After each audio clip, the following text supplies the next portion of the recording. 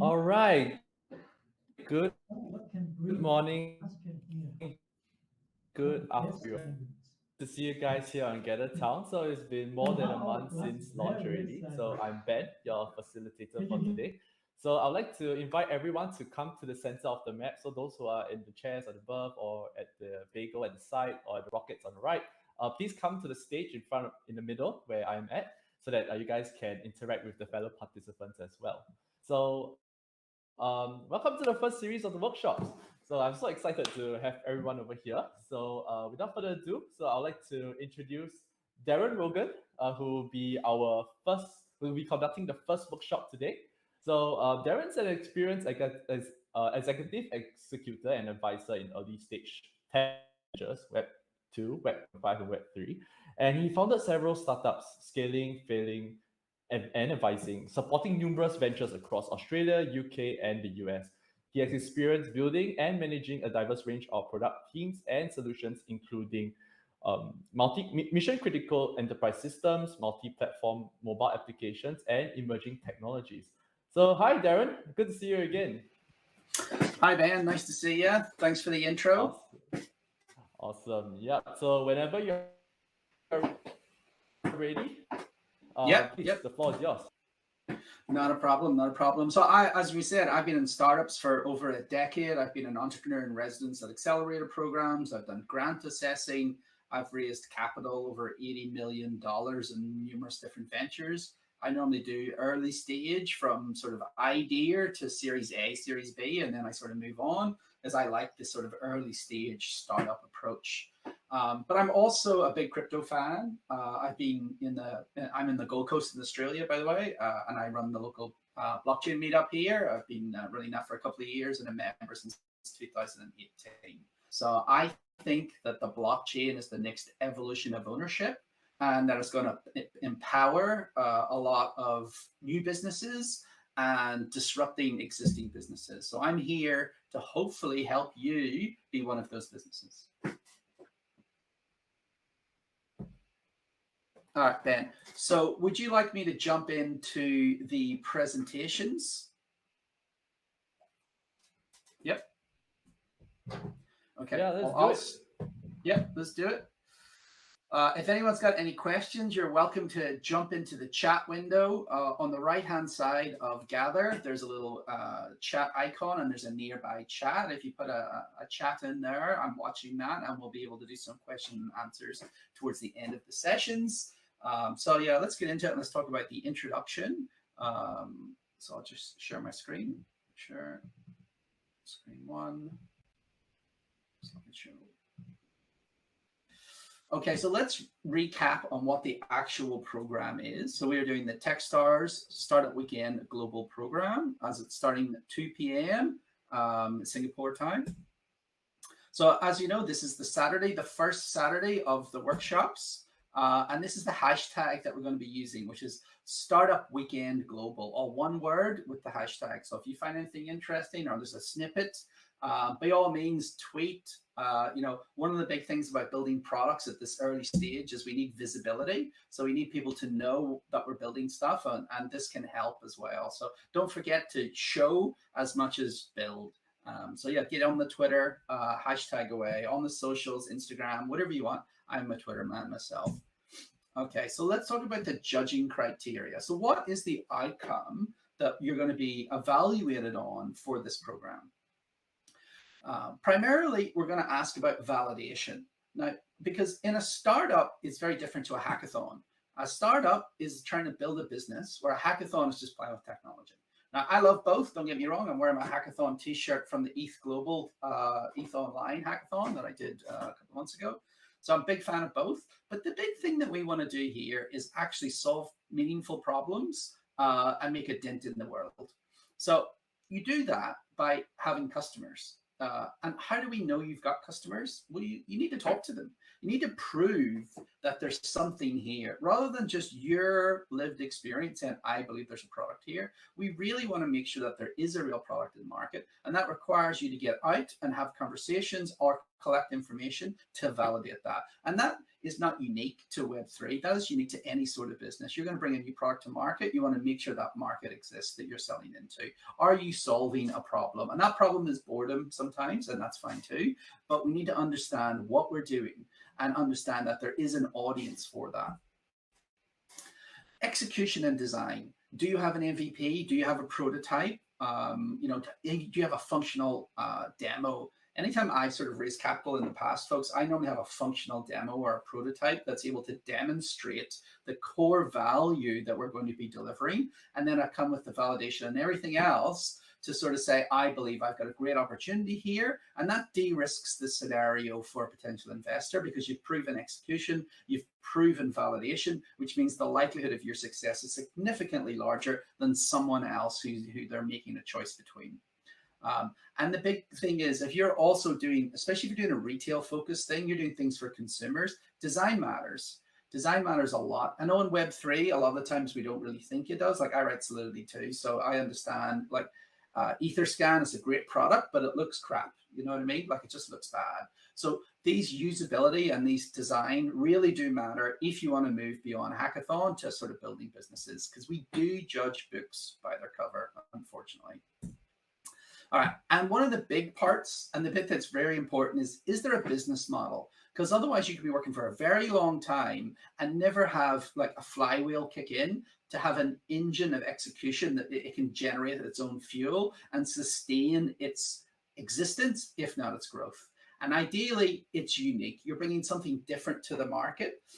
There's a concept called blue ocean and red ocean strategies. And blue ocean is going into a unique space where it's just you've got no competitors. Where if you go into a red ocean, you're not competing against someone else. So you now are not sort of just trying to get a customer. You're also trying to fight off your competition. And you sort of cut each other on prices and bleed, which is why it's sort of a red ocean strategy. So unique ideas or a spin on something, a unique spin on something, are sometimes some of the best options. So we're going to be looking at all of these, as well as the relevance to the solution at the end of the day. Like, does how Web3 is this? You know, is it? Are you just going to, you know, do a random store that sells, something?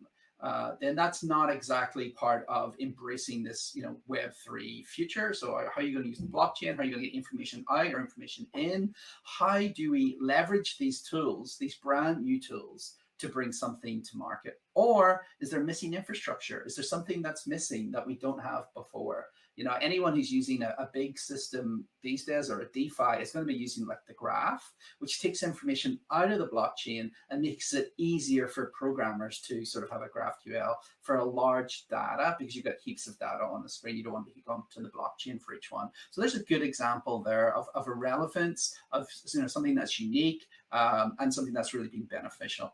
So that's trying to give us a good idea about the judging criteria. And then this is how it's going to be running. So today I'm starting the kickoff. I'm going to jump into the ideation after I run through this overview. And then we're going to take a slight break. And then we'll be back at 3 o'clock where we're going through the lean business canvas.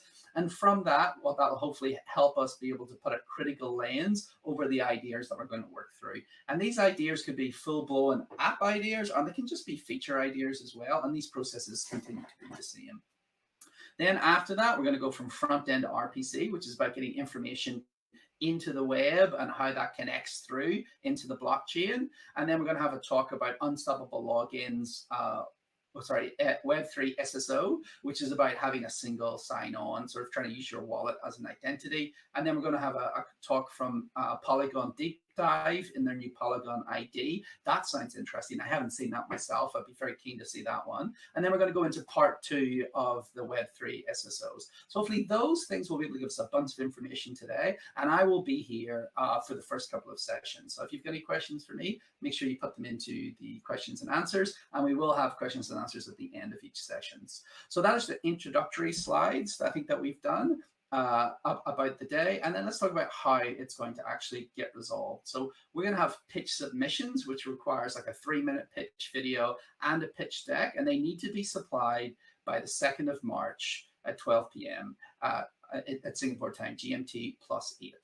And you'll find the links on Miro, but this is very important to capture what you've done over these weeks and the learnings that you've had. But we hope that we're going to give you tools that are going to help you outside this weekend and build new interesting features and functions. So let's, so then they go into the submissions, and then you're going to have the final pitch submission, which is a 3-minute pitch where you're going through the content you've done, and you'll go through some slide decks about what we normally would cover off. And then you're going to have 5 minutes of Q&A. And that's it for the introduction. So I hope that's pretty clear how the program's going to run and how it runs each Saturday moving forward as we deliver content and help you through there. And then I'm looking forward to seeing what interesting stuff comes out at the end of this around March. And with that, introduction is finished, and I will just switch over to the ideation.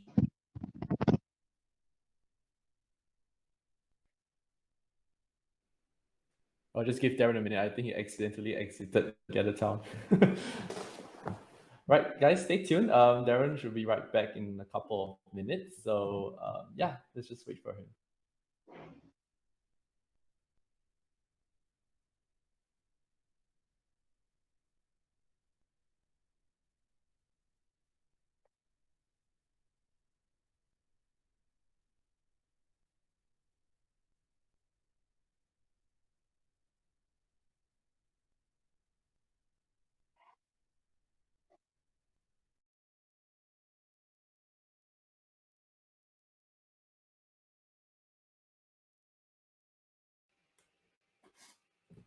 Hi, I'm sorry about that. Hi, Darren. My Chrome just crashed. I'm having a few issues. No worries. No worries. Unfortunately, I didn't get the app installed before this session. No worries. Just a quick reminder to our fellow participants. So if you have any questions that you may have for Darren, anytime of the workshop sessions, feel free to use the chat function on GatherTown, and we will be addressing them at the end of the workshop sessions. And I also highly encourage the rest of you to turn on your camera so that we can see how you look like, how your beautiful faces look like. All right. So I will kick into the next slides. I'm just going to switch over to my ugly camera because you still look great, Darren. I wish my wife thought so. But anyway, let's get us back on the road. So ideation in Web3 is quite important, in my opinion, because we got a bunch of new tools that we didn't have before. So I'm like a solution guy. I've been building products and startups for a very long time. And you have these logical building blocks in software, if you want to think about it. And as you go through your career, you'll see larger and larger blocks that you're able to sort of connect together in different Legos to build different things. So one of the things I want to do is just sort of go through some of those new type of Legos and a process about how to come up with ideas and how to get that creative flow going, because your first idea is rarely your best idea. And you need to let them flow and have several before that nugget comes out. And we don't want to kill that flow. So we'll go through that. But let's get going because I'm cognitive of time. All right. Who am I? I'm Darren Rogan. I just mentioned I'm a serial entrepreneur, a startup founder, Solidity developer, generally a tech. Like I love tech, but I've run big teams. I've done massive things, lots of different things over the years. And I'm at Darren Rogan on Twitter. So if you like what I say, you want to hear more from me, follow me on Twitter. Apart from that, have a lovely day. All right. Hashtag again, web ideation and Web3. Let's get into it. All right. Now, I like this quote from Simon Sinek, who is known for leadership training. He writes a couple of books. You'll see him on YouTube. Very fascinating guy. But he's got one quote which I think really ties in here, which is, what is a good idea if it just remains an idea? And I even call it a brain fart, okay? Because a brain fart sort of removes any real, restriction on you, because you can just let it flow. It's going to come out, and it may be good. It may be a bit stinky, but just let them out at the end of the day, and then we'll decide later. But if it just stays in your idea, in your head, then it's never going to make a difference. So how do we enable you to make a difference? And we're hoping that this process will be able to do that. All right. So what is ideation? I just explained ideation. And then ideation is also described as, expressing new ideas. It's in this concept of design thinking called divergent and convergent thinking. And I know that sounds complex. And what does that mean? Very simply, it means creating options, creating choices. Well, we could do this, we could do this, we could do this, we could do this. I'm not limiting the selection of those at that time. That's the divergent of bringing out all the ideas, all that, we could have a staking thing that, that takes NFTs, or we do an NFT, ticketing system with gating through. Like, imagine we, did this or we did that. We just run through all of those options. And then we try to select the best options to take forward rather than killing that flow. So very simply, a very simple process. But then what about it is Web3? Well, the bit about the Web3 is why now? Like, why Web3? So Sequoia is a very famous VC firm, and they have a famous question, which is why now? And I think that everyone is aware that blockchain, has had its time in the sun, but it has a whole set of new technologies and tools that we can bring to bear on problems inside the space and outside the space. We have new capabilities that we didn't have before. We have, other solutions, especially when we're talking about international or multi-parties, where we might be able to use crypto rails. So, they use crypto behind the scenes. So the general user doesn't even know that it's crypto, and they don't necessarily need to know that it's crypto, but we're able to use those Web3 technologies to be able to do something that we couldn't do before, or it's just cheaper, and moving value internationally used to be really expensive and you'd have a lot of loss. But now with the blockchain, I can move a stable coin from A to B or an NFT, and that can enable a bunch of other stuff. These global markets are not always something we've had access to. So we're going from potentially a regional market of whatever country you're in, of let's say 20 to 50 million, to billions of people eventually to be able to sell to. But in the short term, it is still a relatively small market as those who are crypto native, but they don't have to be crypto native, as I mentioned before. And then what are the missing parts of Web3? What do we have in Web2 land that we don't have in Web3? Like push notifications, you know what I mean? I don't have a good solution for that at this point. I know there is one company trying to do it. And just because someone's trying to do it doesn't mean that you can't do it with your own spin. Because as we know, there's rarely just one solution for everything. But in saying that, having a uniqueness to it is sort of, and a differentiation from the rest of the market is something that's quite important. All right, so let's talk about the prospects. I think this is one of the most important slides of this talk, which is very much about trying to open your eyes about what is actually available for us to attack. Because I look in the Web3 spaces and I see opportunity everywhere. I see opportunity for the Web 2, the Web 2.5, which is giving a Web3 experience and access to those people who are not ready for MetaMask and self-management. Now, I hope they see the light someday and come over, because self-custody, I believe, is a critical part of the value within this sector. But in saying that, that is not necessarily the case. Now, let's talk about what does a blockchain primarily do? It primarily moves trust from third-party individuals into code onto the blockchain.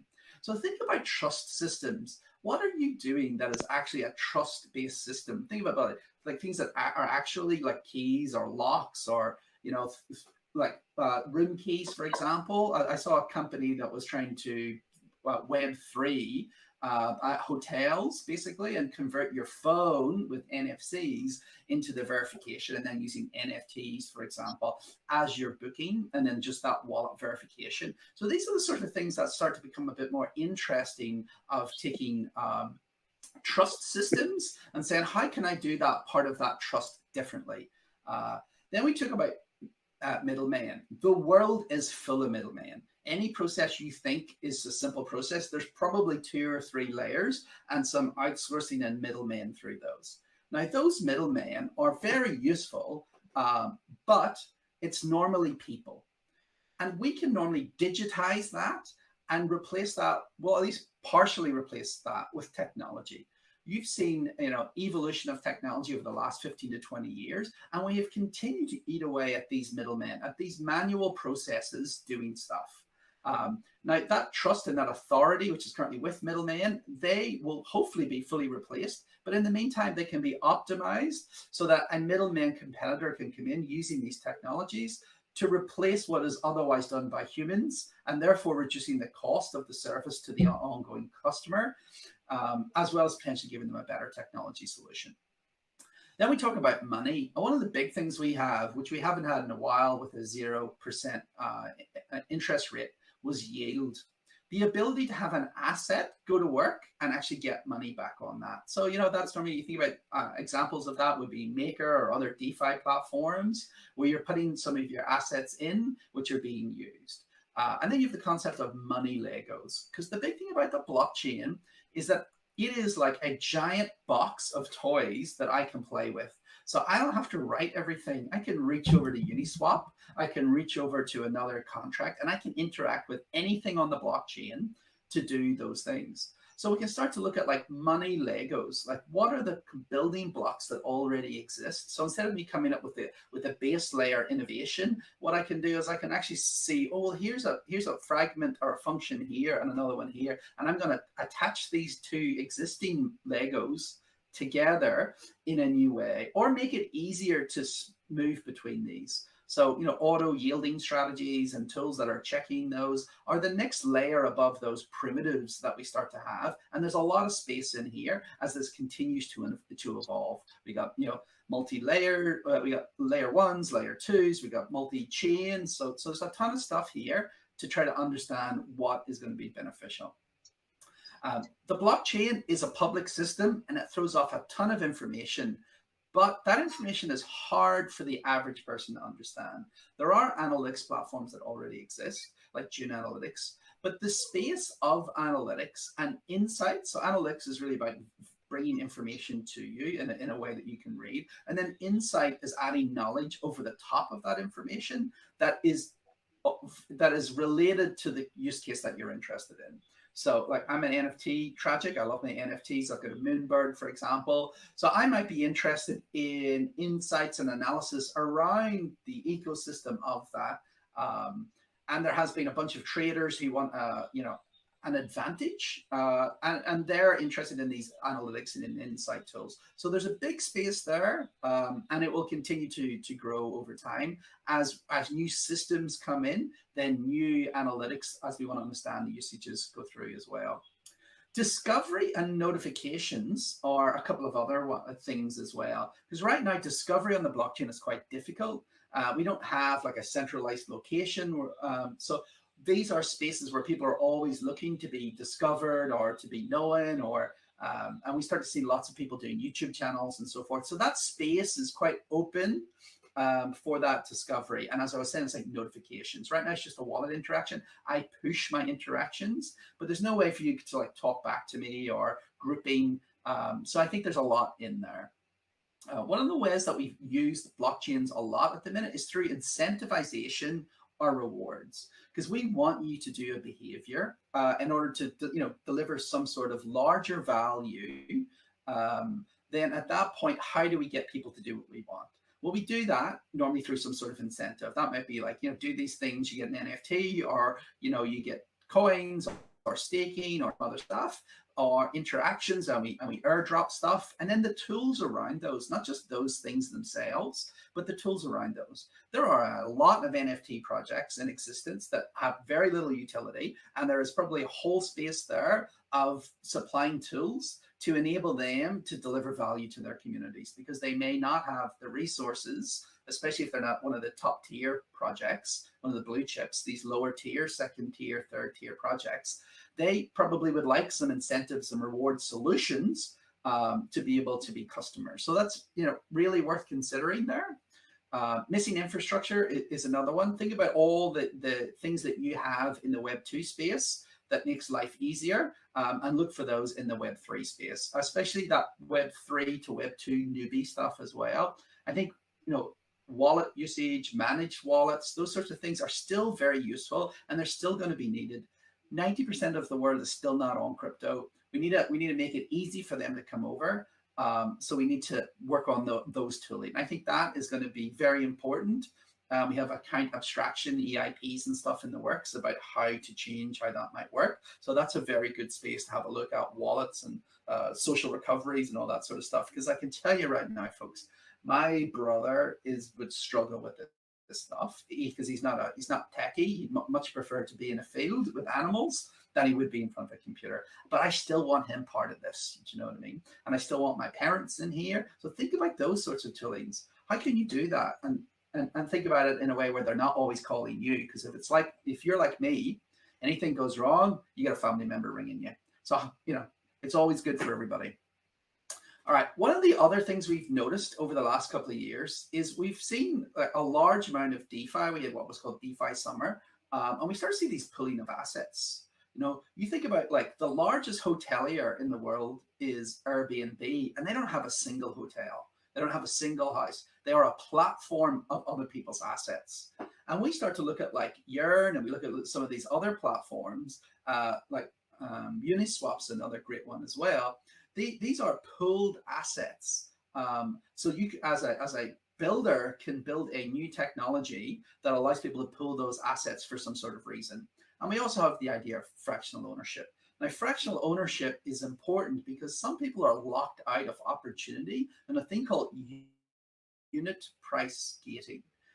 And unit price gating means that I need enough money to buy an individual unit. The best example of this is if I buy an apartment in New York, in Manhattan, and I buy an apartment in a country town in the US, the rate of value accrual historically has been that the New York Manhattan apartment is a better investment. It returns more money on the money invested than the apartment out in the regional town. But the cost of it is so much higher. So instead of paying $100,000, you're paying $100 million for an apartment. So that's the concept of you can't get access to these opportunities because you're unit priced out of these opportunities. And that's where like fractional ownership can come in, that enables to bring people together and get access to these types of ownership that would be unavailable to you as an individual. And therefore, you can take advantage of the outsized upside returns of that type of asset, even though logically, the example I'm using is it's all property and it's all apartments. So there's some useful things that we can look at, as well as like, managing resources and like grouped finances and things like that. DAOs are going to be very useful in here about how we use these assets. So consider that as well. Multi-chain comms is going to become more and more interesting, as well as multi-layer comms, because we now have like Ethereum and Polygon, we have Optimism, and we have other sort of chains. So now we have like base layer chains, well, it's like an Ethereum to an Optimism, for example. And then we have, chain-to-chain comms as well. So we have bridges, we have a bunch of different things. We have collateral, we have liquidity being moved from place to place. There's probably ways that we should be able to manage that a bit better. Like I had a random idea, I don't know if anyone's doing it, they probably are, of doing a DEX that is a bridge-based DEX, so it only needs a single token, and then it's only your token that's moving between the bridges, and then you're using the DEX. So you're using an AMM to sort of convert to the different assets, for example, which then means like if you go to use a bridge, you have to like lock liquidity of your tokens into that bridge. That, for example, would be a mechanism of not requiring liquidity lock at the bridging, so that all that liquidity can actually go in to give a deeper liquidity into your AMMs, and then use those AMMs with your own to do a conversion. So that's like a random idea just thrown out right there. And then a ton of automation tools. As you know, things get complicated over time, and then we have to do some sort of reporting. I'm right now trying to do my tax, and it's an absolute nightmare. So, tools like that could be considered. So these are all like prospecting areas. None of them are like a definitive idea exactly, but what I want you to do is spot the opportunity spaces, okay? Now, all of these I see as very much opportunities. Like you can add a money Lego, you can add a yielder, you could do these things, but we've got more building blocks as well. Like how do I solve a problem for a customer? They may be like a Web2 type of business with Web3 under the covers. There may be a full Web3 where you're fully on chain. But what do we have to actually get these products out the door? Well, we have things like tokens. A token can, have a real life relevance. So this token can be backed by something in real life. So I'll issue you a token for a physical product, which could be redeemed in the future or pre-sold, or the value of the token is just floating and it's used inside software. For example, it could be a governance token where it's used to make decisions. It could be a utility token where I burn that in order to consume the utility, for example. So if I want to do a feature or a function, there's a cost associated to that, and that is then used to burn those tokens. So we see this quite a lot in some DeFi tools where they'll have their own token and they'll say, you want to create a new pool or you want to create a new service. At that point, you'll use that token, and that token will be burnt, which will then be spent in order to use those utilities. We have the concept of what is a soul-bound token. That is the idea where a token is given to you, but it cannot move. So think about more like a stamp and a passport, right? So I can stamp a passport and say, you were here on day one. Now you can't sell that to someone else. You can't give that to someone else. And sometimes what you'll see is people, you want to reward the early group, or you want to remember who did what. And those soul-bound tokens are particularly useful for that, because you're rewarding someone and you can look back at that wallet to make sure that they have that, but they cannot necessarily sell it or move it on. So it's not really used for anything of financial value, which is why we would use a more standard token that's we're able to sell and move and so forth.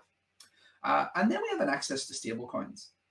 Stablecoins are going to, hit a bit of issues this year with regulation, but the ability to transact in a stablecoin removes the volatility of dealing with Ethereum or Bitcoin.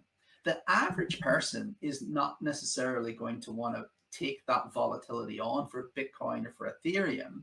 So we can price something in USDT or any other sort of preferred stablecoin to have a known price, and that takes away those volatile price swings that would otherwise affect your business or other businesses that may shy away from Web3. So this Web2 to Web3 bridge of taking real world assets onto the blockchain, I think are enabled quite a lot by stablecoins, or can be, because that currency risk would be quite large. Imagine you were working with a business that was in a different country to you and had a currency that was very volatile. So we had, there are currencies that people won't accept because of that volatile nature, and it sort of hinders business. So this stablecoin can do that. Plus, there's probably a ton of stuff we can do with stablecoins. And is there a stablecoin in your country or region? Because there's an opportunity there as well. Algorithmic stablecoins is also a fascinating area, but none of those have worked yet. Let's just put it that way. So maybe you're the person to crack it. DeFi is such a large section. I would prefer to call it OpenFi rather than DeFi, because not all DeFi is fully decentralized, but it's the open financial framework. So are you going to add something into it? Are you going to add a new piece? Are you going to aggregate a couple of different services? Are you going to spot an opportunity that you've got something, for example, that's in Ethereum mainnet, but it's missing on Polygon? And you're like, well, this DeFi tool is not there. Are we going to have auto yielders or more complex solutions? Some of the primitives are already there. So do you add an additional primitive, or do you add a layer above? Or do you just consume these with a third party, for example? So you could think of a stable coin with a staking contract, for example. And you could say something instead of you paying me money to use the service, you will deposit money. So it'll be a no payment service. So there's another example of something that could be done. NFTs, I love NFTs. I think the big thing about them is that they're unique assets. It can be anything. It doesn't have to be art. It doesn't have to be a JPEG. It doesn't have to be community. It could be one of one. It could be anything.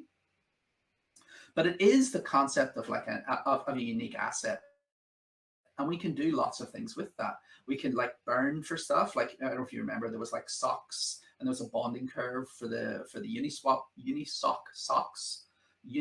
socks. Sorry, and then you got an NFT, and you were able to burn that NFT to get some socks. We got collectibles, like I've got a bunch of them, and then we've got like art as well, which I buy as well. The NFTs in those all have like additional layers above where we understand collectibles, or we want to put assets over collectibles, or we want to make them safer, for example. But the big, moving on to NFTs, because we could talk about opportunities within NFT, lots of different stuff.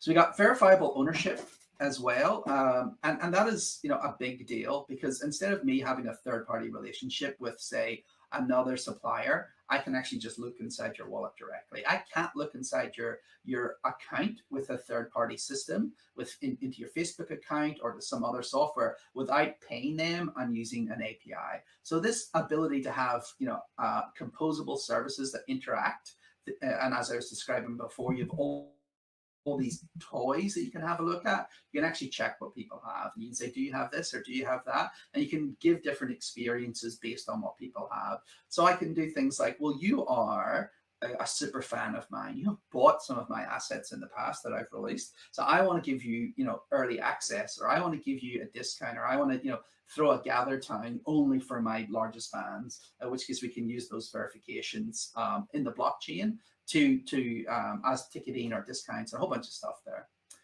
We have asset registers as well, and an NFT is a unique asset, but it's got a bunch of stuff. But you think about, like, where are things, when did they move, who did they move? Assets between multi-parties are generally the best, where, you know, because that asset history is there between lots of different parties. You know, I've done some of these before, which could be interesting. Think about like skips, you know, where's a skip? You know, where are those assets? And all of those about locationally, it's here or it's there, and when it moves and when it gets there. We want these things that are currently in a database. They could come onto Web3. Whether or not there's a market for that, that's a talk for later. There's a concept called token curated registries, which is sort of falling out of favor. But I like this one, where it's basically a list and you get to vote. You get to add people, but there's cost associated to it and incentives. So if you add bad people and it gets voted down, you know, you've lost the capital that you've put in. But what it can do is it can be used as a mechanism to have the best results move to the top in an interested community, more than just popularity. So it's another sort of building block to check out. We have the concept of a DAO, a decentralized autonomous organization. Now, I don't think any of us have got to autonomous yet, but a lot of the stuff is enabling us to do business in different ways. We don't need the top-down control structure of being told what to do, and you got the giga brain at the top who supposedly knows all the answers and makes all the decisions. That doesn't work. What works is people close to the coal face of the problem sometimes have the best information flow. So DAOs are a way of bringing everyone together in lots of different ways. Now you think about any corporation could be thought of as a badly run DAO. Co-working buildings, open source projects. The biggest problem with open source is that it's hard to understand what's going to happen. And I think that DAOs have learned a lot from open source software over the last 10 years, but could be applied to everything. We could have a pop-up DAO for an event or a charity meet, for example, where we're giving out tasks, and all of that's managed through this platform. And then we can give rewards for those. And then you could sort of like give people tokens. And at the end, if there's money left over for an event, you could like do a claim of the value to the people in, and move from, you know, a concept of a revenue of salary to a concept of profit share, for example. So there are sorts of things that you could bring forward. Staking is another one, about taking those assets and locking those assets up for some reason. Now, those assets may be used as underlying collateral for some reason. They may be used because we want like decisions to be made, or we want things to be locked in for a period of time. There are tons of tools around staking. There could be utilities that could be sold to the party to be the infrastructure. That is like the custody of an asset in particular.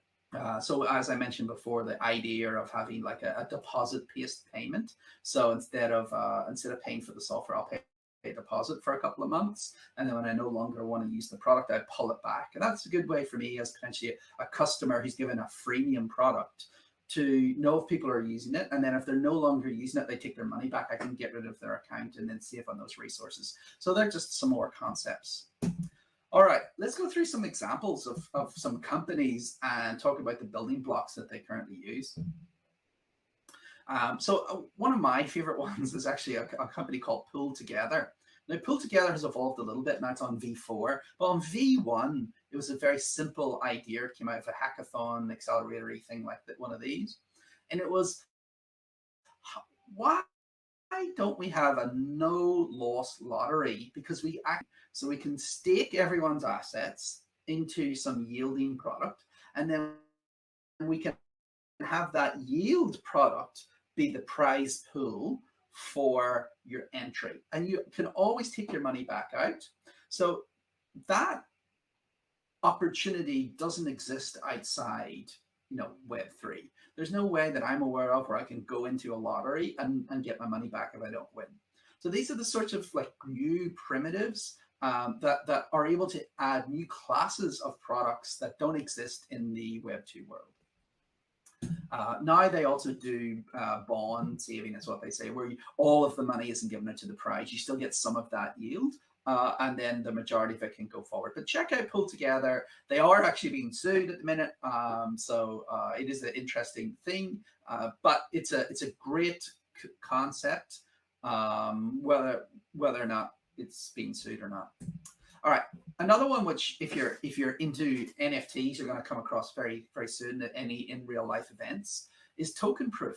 So what token proof does is it reduces the risk of pulling your MetaMask out when you're at an event. So if you're at like an evening event, let's say you're in Singapore, like I was at Token 24 in Singapore earlier in the year.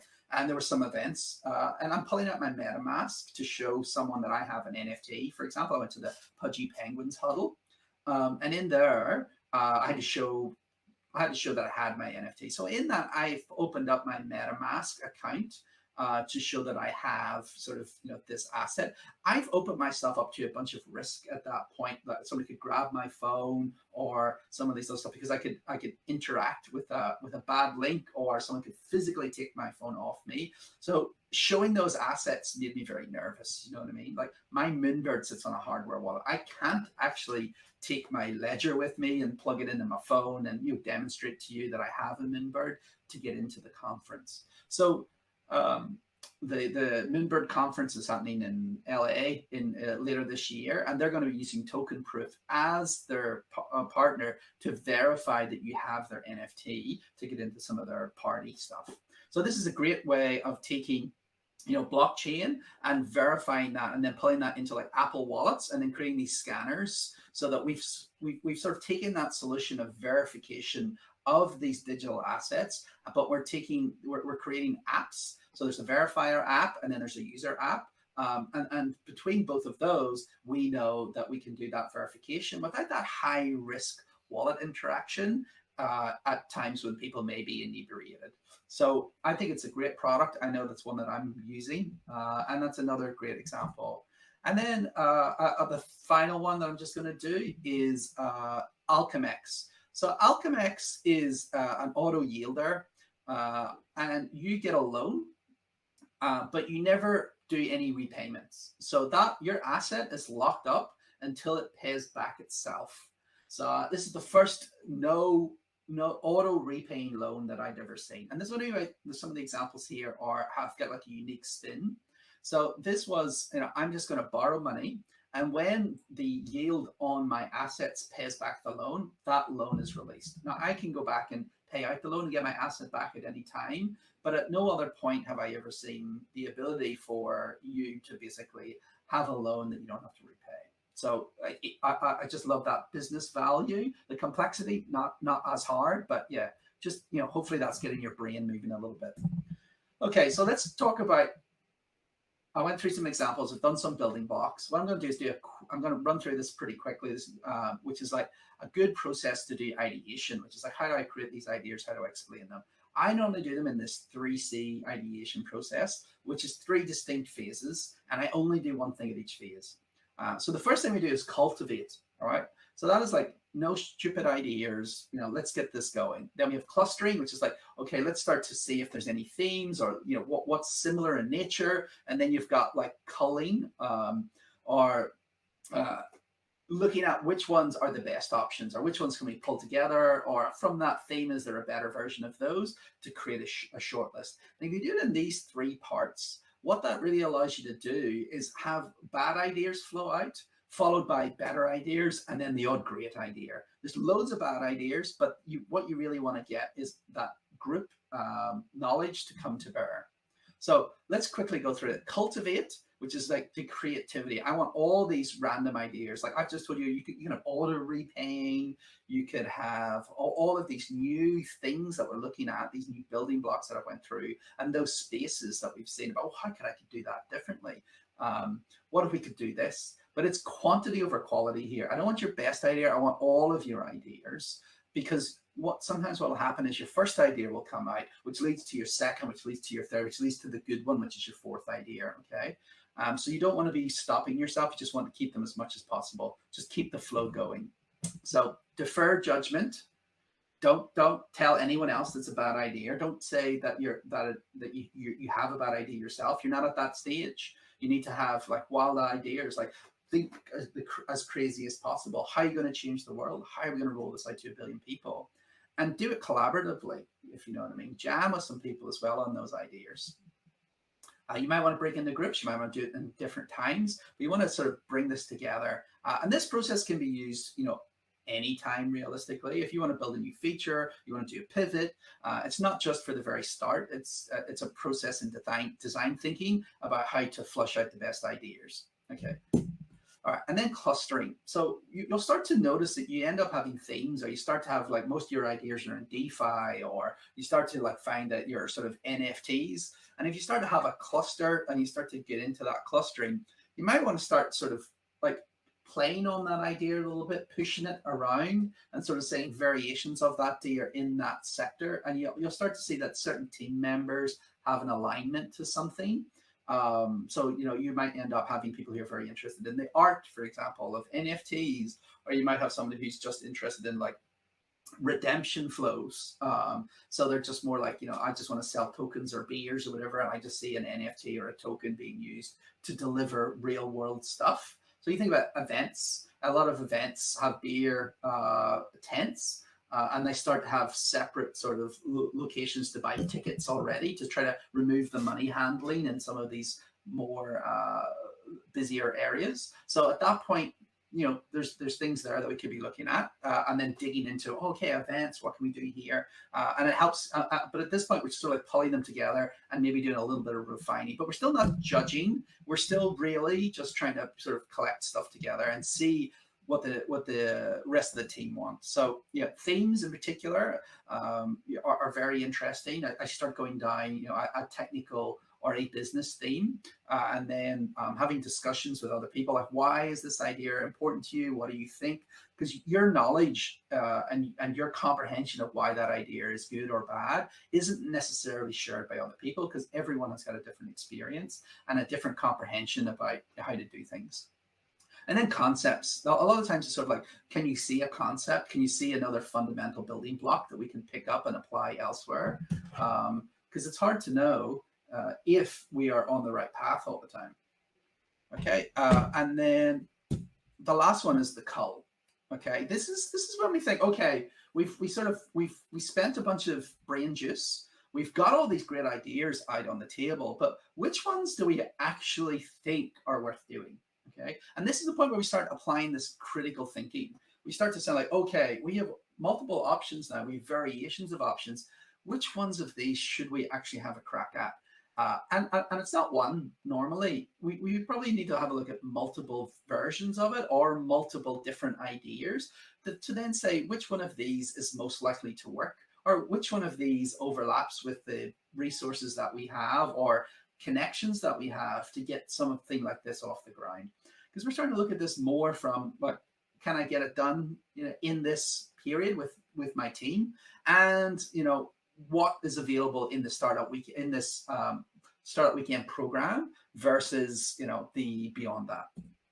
So guidelines for culling, make them achievable. Like if we're trying to bring an idea to market, it's all well and good having the great wild ideas, but I need something that's actually tangible. Do you know what I mean? You can have what I call a nebulous cloud that has no form. It's all sort of looks great from a distance, but you can't reach in and physically grab something. But when we move past, we need to start to bring into like, okay, that sounds great. What does that look like?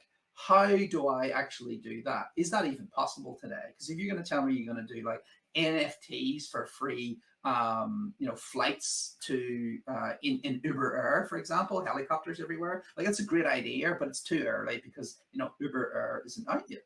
So there's sort of things that may not be achievable. But yeah, it's something to consider. The team, like, don't do an AI thing if you don't have any AI people. All right, I've seen this lots and lots of times. People say, this is a great idea, we're going to do it, but then they don't have the expertise inside the team to be able to achieve any of that. So yeah, and remember, it's a judgment to just get to the next stage. It's not a judgment to say you're definitively doing it or you're definitively not doing it, but it's a judgment to say, right, I'm going to look more deeply at this idea to see if it's worth doing. Okay, and then ideation, workshop ideation. So just to recap, we want to create and choose. It also is good for alignment within the team. So everyone has a good understanding of what we're doing and the variations of that and what we're not doing, because we went through that ideation and moving stuff around. So now we've got that. Should we build the product? We've got our idea. Off we go. No, we don't. Since we have the idea, we don't just jump in and start coding, because that's sort of more like a hackathon. And what we're trying to do is build businesses here. And the thing you do if you just jump in and just start building is you start doing solution engineering. You don't solve people's problems. So yeah, you can build a product, and yeah, you might be able to do a ticket launch, but you're not going to get past the stage of having a flywheel of a sustainable business, because what you've done is you've created this solution and you've potentially over engineered it because you're playing with the technology and you're not trying to actually deliver value. So it's solving people's problems. So it's something in particular where you need to understand the business to come in with a solution. And then why do businesses fail? Well, realistically, we build products and services nobody wants.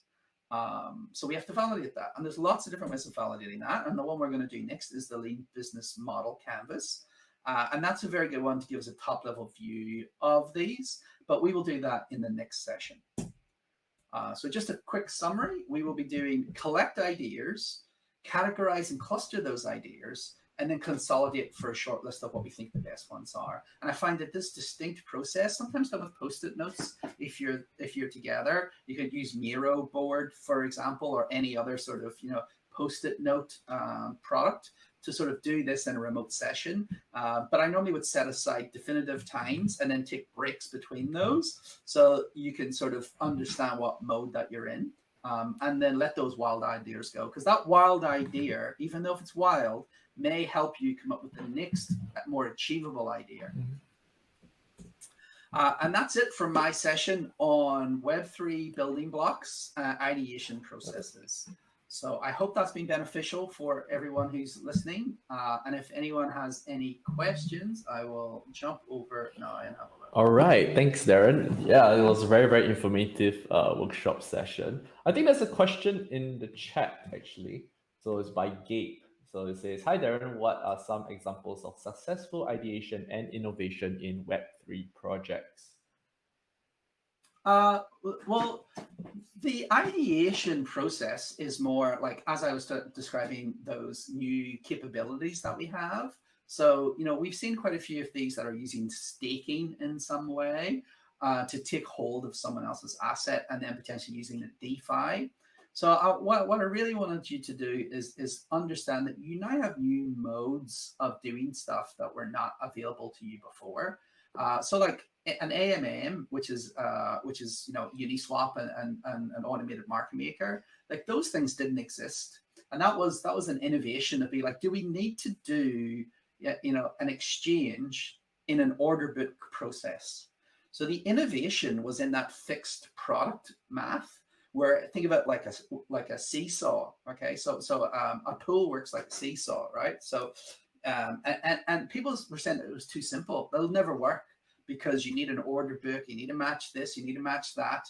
But what they do is they create an arbitrage. So when you use it, let's say that I'm buying a stable coin to ETH, and I put a bunch of ETH in, and I buy out most of the stable coin.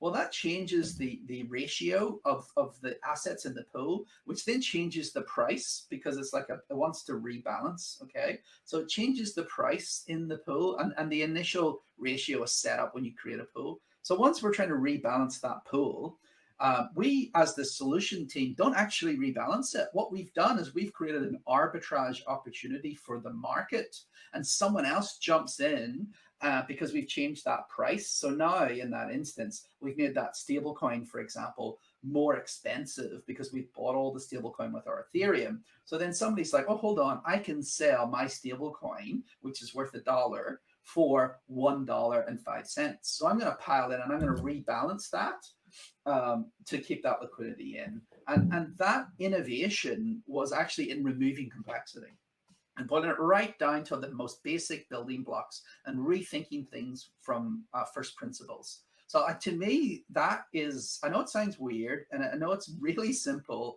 but what it's done is it's sort of ripped the Band-Aid off complex solutions, because we're building components that can be built upon and they can be simple and other people can build on top of it.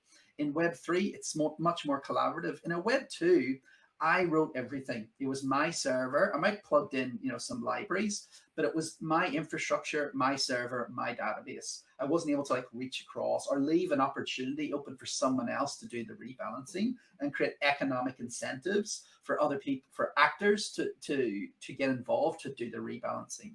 So I don't know if that answers your question, Gabe, but if you'd like a follow-on one, just drop it in the chat. Awesome. I did see someone mentioning soulbind tokens. Soulbind tokens could be very useful if you're trying to stamp an asset, because I've had I did a design for a fractional ownership product, and when we had the security audit done, I had not done staking. I had just done asset verification. Do you have this asset in your wallet? Now, in me not taking a staking, what that meant is that asset, because I wasn't marking it as being processed, I was just checking in one of these. It meant that I could send that asset to someone else. So I could send that to Gape, for example, and then Gape could then use the product, and then someone else. So instead of that being used as the payment or verifying you have that, it's like having a bus pass and just passing it to the next person after you get on the bus.